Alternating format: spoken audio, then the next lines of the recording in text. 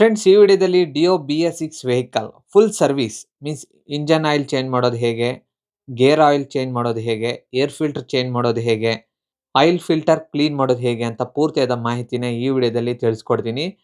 So friends, ವಿಡಿಯೋನ ಕೊನೆವರೆಗೂ ನೋಡಿ, ಹಾಗೆ ಎಲ್ಲಿ ಸ್ಕಿಪ್ ಮಾಡಬೇಡಿ.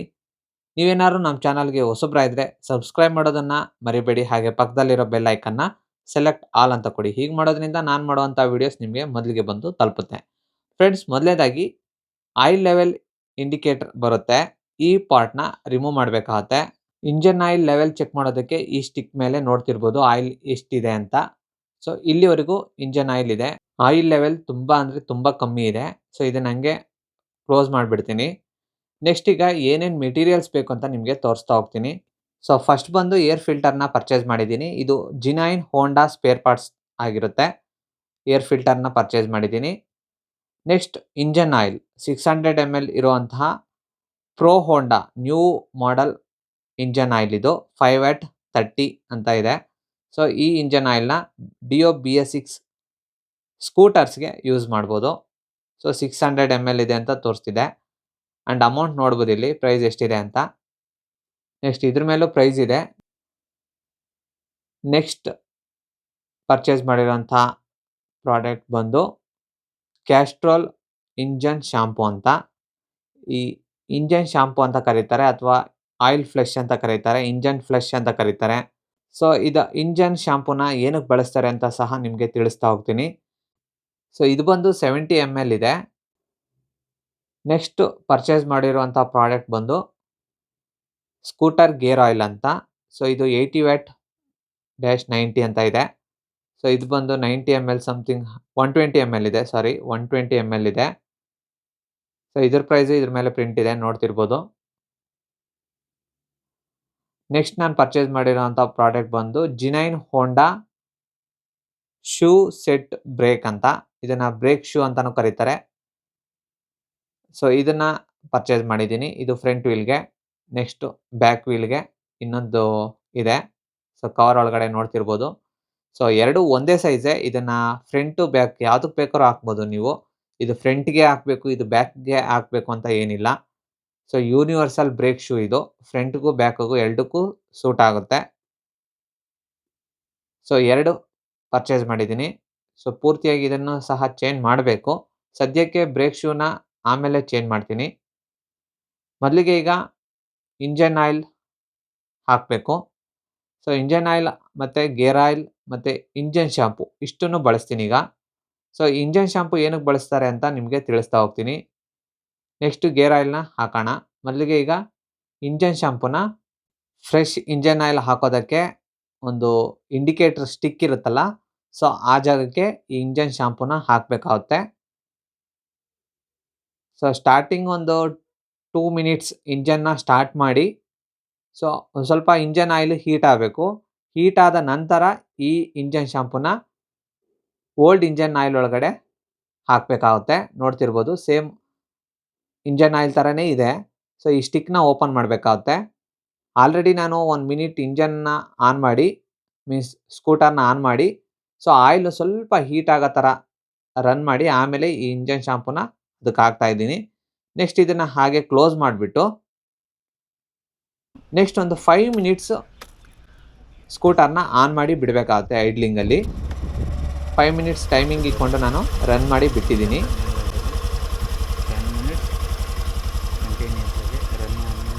ನೋಡ್ತಿರ್ಬೋದು ಇಂಜನ್ ರನ್ನಿಂಗ್ ಸೌಂಡ್ ಇದೆ. ಸೊ 5 ಮಿನಿಟ್ಸ್ ಆದ ನಂತರ ನಾನು ಮತ್ತೆ ಗಾಡಿನ ಆಫ್ ಮಾಡಿಬಿಟ್ಟು ಇಂಜನ್ ಆಯಿಲ್‌ನ ಈಗ ಚೇಂಜ್ ಮಾಡಬೇಕಾಗುತ್ತೆ. ಈಗ ಇಂಜನ್ ಆಯಿಲ್‌ನ ಚೇಂಜ್ ಮಾಡ್ತಾ ಇದ್ದೀನಿ. ಸ್ಪ್ಯಾನರ್ ಸೈಜ್ ಬಂದು 12 ಸೈಜ್ ಆಗಿರುತ್ತೆ. ಇಂಜನ್ ಫ್ಲಶ್ ಅಂತ ಏನು ಕರೀತಾರೆ, ಆಯಿಲ್ ಫ್ಲಶ್ ಅಂತ ಏನು ಕರೀತಾರೆ, ಇದನ್ನ ಓಲ್ಡ್ ಆಯಿಲ್ ಡ್ರೈನ್ ಮಾಡೋದಕ್ಕಿಂತ ಮುಂಚೆ ಇಂಜನ್ ಆಯಿಲ್ ಒಳಗಡೆ ಮಿಕ್ಸ್ ಮಾಡಿ ಸೊ ರನ್ ಮಾಡಿ ಬಿಡಬೇಕಾಗುತ್ತೆ 5 ಮಿನಿಟ್ಸು. ಆದಮೇಲೆ ನೀವು ಡ್ರೈನ್ ಮಾಡಬೇಕಾಗುತ್ತೆ. ಹಳೆ ಆಯಿಲ್‌ನ ಡ್ರೈನ್ ಮಾಡಿದ್ರೆ ಒಳಗಡೆ ಇರುವಂತಹ ಡರ್ಟ್ ಏನಿರುತ್ತೆ ಎಲ್ಲ ಕಟ್ಕೊಂಡಿರುತ್ತೆ. ಅದು ಕ್ಲೀನಾಗಿ ಡಸ್ಟು, ಡರ್ಟ್ ಎಲ್ಲ ಕ್ಲೀನಾಗೆ ಡ್ರೈನ್ ಆಗಿ ಬಂದ್ಬಿಡುತ್ತೆ. ಒಳಗಡೆ ಏನು ಡಸ್ಟ್ ಪಾರ್ಟಿಕಲ್ಸ್ ಆಗಲಿ ಅಥವಾ ಬೇರೆ ಕ್ಲಾಗ್ ಆಗಿರೋವಂಥ ಮೆಟೀರಿಯಲ್ ಏನಿರುತ್ತೆ ಎಲ್ಲ ಕ್ಲೀನಾಗೆ ಫ್ಲಶ್ ಆಗಿಬಿಡುತ್ತೆ. ಸೊ ಅದಕ್ಕಾಗಿ ಇಂಜನ್ ಶಾಂಪೂನ ಬಳಸ್ತಾರೆ.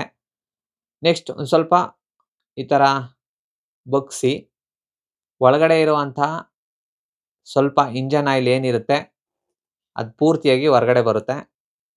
ನೆಕ್ಸ್ಟ್ ಇದನ್ನ ಸೈಡ್‌ಗೆ ಇಟ್ಬಿಟ್ಟು ನೋಡ್ತಿರ್ಬೋದು ಈಗ ಬ್ಲಾಕ್ ಕಲರ್ ಯಾವ ಥರ ಇದೆ ಅಂತ ಓಲ್ಡ್ ಇಂಜನ್ ಆಯಿಲ್ ಈ ರೀತಿ ಆಗ್ಬಿಟ್ಟಿದೆ. ಸೊ ನೆಕ್ಸ್ಟ್ ಇದಕ್ಕೆ ಬೋಲ್ಟ್ ಕ್ಲೀನಾಗಿ ಒರೆಸ್ಬಿಟ್ಟು ಇಂಜನ್ ಆಯಿಲ್ ಡ್ರೈನ್ ಬೋಲ್ಟ್‌ನ ಹಾಕ್ತಾ ಇದ್ದೀನಿ. ಸೊ ಮಾರ್ಕಿಂಗ್ ಮಾಡಿಕೊಂಡು ನೀವು ರಿಮೂವ್ ಮಾಡಿ. ಸೊ ಎಷ್ಟು ಎನ್ಎಂ ಟಾರ್ಕ್ ಅದಕ್ಕೆ ಅಪ್ಲೈ ಮಾಡಬೇಕು ಅಂತ ನಿಮಗೊಂದು ರೆಫರೆನ್ಸ್ ಸಿಗುತ್ತೆ. ಸೊ ನೋಡ್ತಿರ್ಬೋದು ಇಲ್ಲಿ ನಾನು ಮಾರ್ಕರಲ್ಲಿ ಮಾರ್ಕ್ ಮಾಡಿದ್ದೀನಿ. ಬಿಚ್ಚೋದಕ್ಕಿಂತ ಮುಂಚೆ ಮಾರ್ಕ್ ಮಾಡಿಬಿಟ್ಟು ಬೋಲ್ಟ್‌ನ ರಿಮೂವ್ ಮಾಡಿದ್ದೀನಿ. ನೆಕ್ಸ್ಟ್ ಟೈಟ್ ಮಾಡ್ಬೇಕಾದ್ರೆ ಆ ಪಾಯಿಂಟ್ ಏನು ಮಾರ್ಕ್ ಮಾಡಿದ್ದೆ ಅಲ್ಲಿಗೆ ಮ್ಯಾಚ್ ಮಾಡಿದ್ದೀನಿ. ನೆಕ್ಸ್ಟ್ ಈಗ ಗೇರ್ ಆಯಿಲ್‌ನ ಚೇಂಜ್ ಮಾಡಬೇಕು ಅಂದರೆ 12ನೇ ನಂಬರ್ ಇರುವಂತಹ ಸ್ಪಾನರ್‌ನ ತಗೊಂಡು ರಿಮೂವ್ ಮಾಡಬೇಕಾಗುತ್ತೆ. ಸೊ ಈಗೇನು ನಾನು ರಿಮೂವ್ ಮಾಡ್ತಾ ಇದ್ದೀನಿ ಈ ಬೋಲ್ಟ್ ಬಂದು ಗೇರ್ ಆಯಿಲ್ ಹಾಕೋದಕ್ಕೆ ಇನ್ಪುಟ್ ಆಗಿರುತ್ತೆ. ನೆಕ್ಸ್ಟ್ ಇಲ್ಲಿ ಈಗ ಓಪನ್ ಮಾಡ್ತಾ ಇದ್ದೀನಿ ಬೋಲ್ಟ್‌ನ. ಸೊ ಈ ಜಾಗದಲ್ಲಿ ನೀವು ಹೊಸದಾಗಿರುವಂಥ ಗೇರ್ ಆಯಿಲ್‌ನ ಹಾಕಬೇಕಾಗುತ್ತೆ. ನೆಕ್ಸ್ಟ್ ಇದ್ರ ಕೆಳಗಡೆ ಇನ್ನೊಂದು ಬೋಲ್ಟ್ ಕೊಟ್ಟಿರ್ತಾನೆ. ಅದು ಡ್ರೈನ್ ಬೋಲ್ಟ್ ಆಗಿರುತ್ತೆ. ಗೇರ್ ಬಾಕ್ಸ್ ಡ್ರೈನ್ ಬೋಲ್ಟ್ ಬಂದು ಇಲ್ಲಿರುತ್ತೆ. ಈಗ ಓಲ್ಡ್ ಆಯಿಲ್‌ನ ಡ್ರೈನ್ ಮಾಡಬೇಕು ಅಂದರೆ ಈ ಬೋಲ್ಟ್‌ನ ರಿಮೂವ್ ಮಾಡಬೇಕಾಗುತ್ತೆ.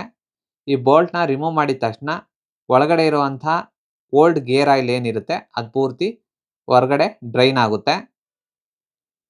ಸೊ ಆಲ್ರೆಡಿ ನಾನು ಗೇರ್ ಆಯಿಲ್‌ನ ರಿಮೂವ್ ಮಾಡಿದ್ದೆ. ಸೊ ಆ ಫುಟೇಜ್ ಸಿಗದಿದ್ದಕ್ಕೋಸ್ಕರ ಮತ್ತೊಮ್ಮೆ ಇಲ್ಲಿ ಇಟ್ಬಿಟ್ಟು ಸ್ವಲ್ಪ ರೆಸಿಡ್ಯೂ ಏನಿದೆ ಸಣ್ಣ ಪ್ರಮಾಣದಾಗೆ ಆ ಗೇರ್ ಆಯಿಲ್‌ನ ನಿಮ್ಗೆ ಇಲ್ಲಿ ತೋರಿಸ್ತಾ ಇದ್ದೀನಿ. ಇಷ್ಟು ಪ್ರಮಾಣದಲ್ಲಿ ಗೇರ್ ಆಯಿಲು ಡ್ರೈ ಆಗಲ್ಲ.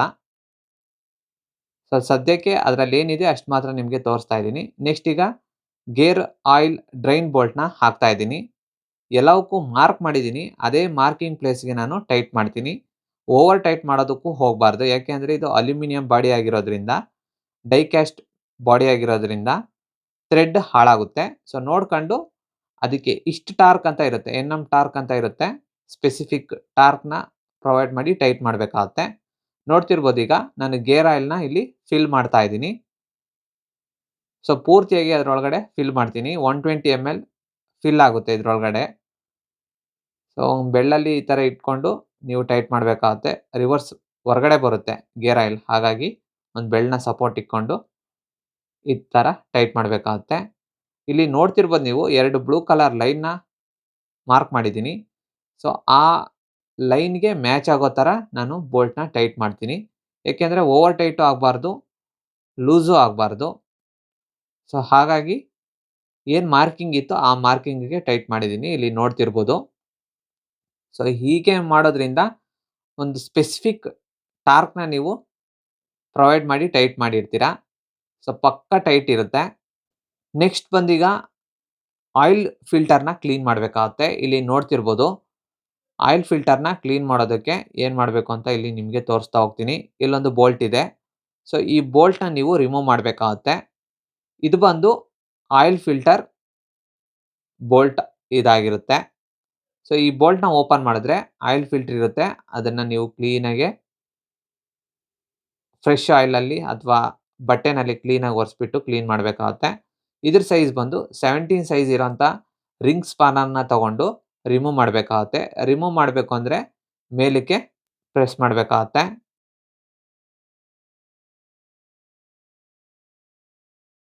ಸೊ ಈಗ ನೋಡ್ತಿರ್ಬೋದು ಆಯಿಲ್ ಫಿಲ್ಟರ್ ಬೋಲ್ಟ್‌ನ ರಿಮೂವ್ ಮಾಡಿದ್ದೀನಿ. ನೆಕ್ಸ್ಟ್ ಇದರೊಳಗಡೆ ಈ ಒಂದು ಆಯಿಲ್ ಫಿಲ್ಟರ್ ಹಾಗೆ ಒಂದು ಸ್ಪ್ರಿಂಗ್ ಕೊಟ್ಟಿರ್ತಾನೆ. ಸೊ ಒಳ್ಳೆ ಬಟ್ಟೆನಲ್ಲಿ ಇಲ್ಲಿ ಕಟ್ಕೊಂಡಿರುವಂತಹ ಸಿಲಿಕಾನ್ ರಬ್ಬರ್ ಗ್ಯಾಸ್ಕೆಟ್ ಏನಿರುತ್ತೆ ಅದು ಸ್ವಲ್ಪ ರೆಸಿಡ್ಯೂಸ್ ಇರುತ್ತೆ.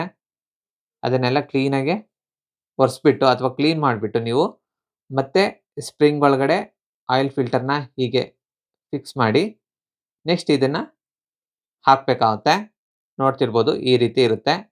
ಸೊ ಒಳಗಡೆ ಏನಾನ ಇದ್ದರೆ ರೆಸಿಡ್ಯೂಸ್ ತೆಗೆದುಬಿಡಿ ಕೈಯಲ್ಲಿ.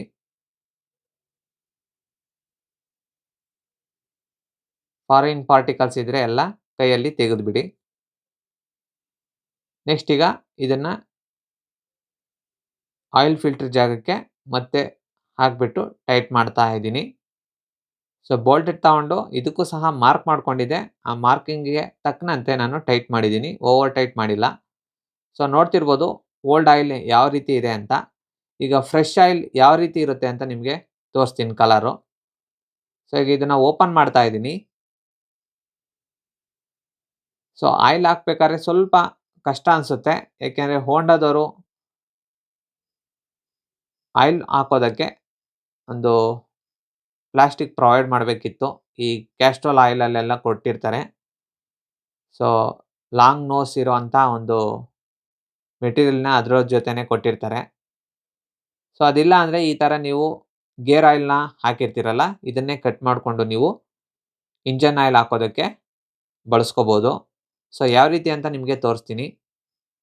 ಸೊ ಮುಂದಗಡೆ ನೋಸ್ ಕಟ್ ಮಾಡಿದ್ದೀನಿ.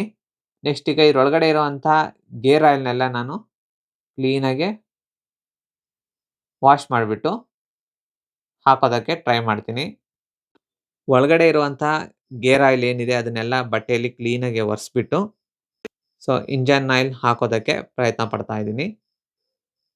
ಈ ರೀತಿ ಕ್ಲೀನಾಗಿ ಎಲ್ಲ ವಾಶ್ ಮಾಡಿಕೊಂಡು ಕ್ಲೀನ್ ಮಾಡಿಕೊಂಡು ನೀವು ಇಂಜಿನ್ ಆಯಿಲ್‌ನ ಹಾಕ್ಬೋದು.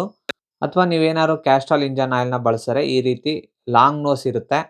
ಈ ರೀತಿ ಇದ್ರೆ ಆರಾಮಾಗಿ ನೀವು ಇಂಜಿನ್ ಆಯಿಲ್‌ನ ಹಾಕ್ಬೋದು ಇಂಜಿನ್‌ಗೆ. ಅಥವಾ ಇದೇ ಥರದ್ದನ್ನ ಬಳಸ್ಕೊಂಡು ನೀವು ಈ ರೀತಿ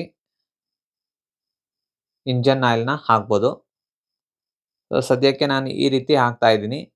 ಅಥವಾ ನಿಮ್ಮ ಹತ್ರ ಏನಾದ್ರು ಆಲ್ಕೆ ಇದ್ರೆ ಆಲ್ಕೆನ ಬಳಸ್ಕೊಂಡು ಹಾಕ್ಬೋದು. ಅಥವಾ ವಾಟರ್ ಬಾಟಲ್‌ನ ಕಟ್ ಮಾಡಿಬಿಟ್ಟು ಹಾಕ್ಬೋದು.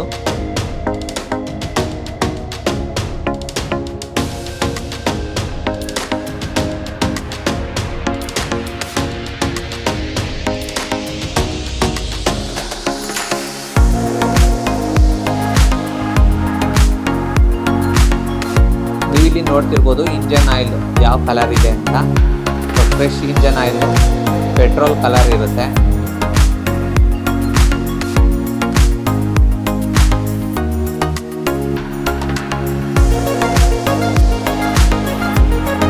ಇಂಜಿನ್ ಆಯಿಲ್‌ನ ಹಾಕಿದ್ದಾಗಿದೆ. ನೆಕ್ಸ್ಟ್ ಈ ಸ್ಟಿಕ್‌ನ ಕ್ಲೋಸ್ ಮಾಡಬೇಕಾಗುತ್ತೆ. ಇಂಜಿನ್ ಆಯಿಲ್ ಲೆವೆಲ್ ಸ್ಟಿಕ್ ಇದು. ಸೊ ಇದನ್ನ ಟೈಟಾಗಿ ಕ್ಲೋಸ್ ಮಾಡಬೇಕಾಗುತ್ತೆ. ನೆಕ್ಸ್ಟ್ ಈಗ ಏರ್ ಫಿಲ್ಟರ್‌ನ ರಿಮೂವ್ ಮಾಡಬೇಕು ಅಂದ್ರೆ ಇಲ್ಲೊಂದು ಸ್ಕ್ರೂ ಹಾಕಿರ್ತಾರೆ. ನೆಕ್ಸ್ಟ್ ಇಲ್ಲೊಂದು ಕಾಣ್ತಿದೆಯಲ್ಲ ಇದೊಂದು ಸ್ಕ್ರೂನ ಓಪನ್ ಮಾಡಬೇಕಾಗುತ್ತೆ. ನೆಕ್ಸ್ಟ್ ಕೆಳಗಡೆ ಒಂದು ಸ್ಕ್ರೂ ಕೊಟ್ಟಿರ್ತಾನೆ ಅದನ್ನು ಓಪನ್ ಮಾಡಬೇಕಾಗುತ್ತೆ. ನೆಕ್ಸ್ಟ್ ಬಾಟಮ್ ಅಲ್ಲಿ ಒಂದು ಸ್ಕ್ರೂ ಇರುತ್ತೆ ಅದನ್ನು ಸಹ ರಿಮೂವ್ ಮಾಡಬೇಕಾಗುತ್ತೆ. ನೆಕ್ಸ್ಟ್ ಈ ಕಡೆ ಒಂದು ಸ್ಕ್ರೂ ಇರುತ್ತೆ ಅದನ್ನು ರಿಮೂವ್ ಮಾಡಿದ್ರೆ ನೀವು ಏರ್ ಫಿಲ್ಟರ್‌ನ ಓಪನ್ ಮಾಡ್ಬೋದು. ಸದ್ಯಕ್ಕೆ ಈಗ ಎಲ್ಲ ಸ್ಕ್ರೂನ ನಾನು ರಿಮೂವ್ ಮಾಡ್ತಾ ಇದ್ದೀನಿ. ಸೊ ಒಂದು ಸ್ಕ್ರೂ ಓಪನ್ ಮಾಡಿದೆ. ನೆಕ್ಸ್ಟ್ ಎರಡನೇ ಸ್ಕ್ರೂ ಓಪನ್ ಮಾಡಿದ್ದೀನಿ. ನೆಕ್ಸ್ಟ್ ಮೂರನೇ ಸ್ಕ್ರೂ ಓಪನ್ ಮಾಡಿದ್ದೀನಿ. ನೆಕ್ಸ್ಟ್ ನಾಲ್ಕನೇ ಸ್ಕ್ರೂನ ಓಪನ್ ಮಾಡ್ತಾ ಇದ್ದೀನಿ. ನೆಕ್ಸ್ಟ್ ಐದನೇ ಸ್ಕ್ರೂನ ಓಪನ್ ಮಾಡಿದ್ರೆ ಸೊ ನಿಮಗೆ ಏರ್ ಫಿಲ್ಟರ್ ಕವರ್ ಈ ರೀತಿ ಕೆಳಗಡೆ ಬರುತ್ತೆ. ಇದನ್ನ ತೆಗಿಬೇಕು ಅಂದ್ರೆ ನೀವು ಕಿಕ್ಕರ್‌ನ ಪೂರ್ತಿಯಾಗಿ ಕೆಳಗಡೆ ಪ್ರೆಸ್ ಮಾಡಿ ಹೋಲ್ಡ್ ಮಾಡಿ ನೀವು ತೆಗೆದ್ರೆ ಬರುತ್ತೆ. ಇಲ್ಲಾಂದ್ರೆ ಬರೋದಿಲ್ಲ. ಸೊ ಈಗ ಹೊಸದಾಗಿರುವಂಥ ಏರ್ ಫಿಲ್ಟರ್‌ನ ಹಾಕ್ತಾ ಇದ್ದೀನಿ. ಸೊ ಹಾಕ್ಬಿಟ್ಟು ಒಳಗಡೆ ಇರುವಂಥ ಡಸ್ಟ್‌ನೆಲ್ಲ ನೀವು ಕೈಯಲ್ಲಿ ಕ್ಲೀನ್ ಮಾಡಿಬಿಟ್ಟು ರಬ್ಬರ್ ಗ್ಯಾಸ್ಕೆಟ್ ಹಾಕಿರ್ತಾರೆ.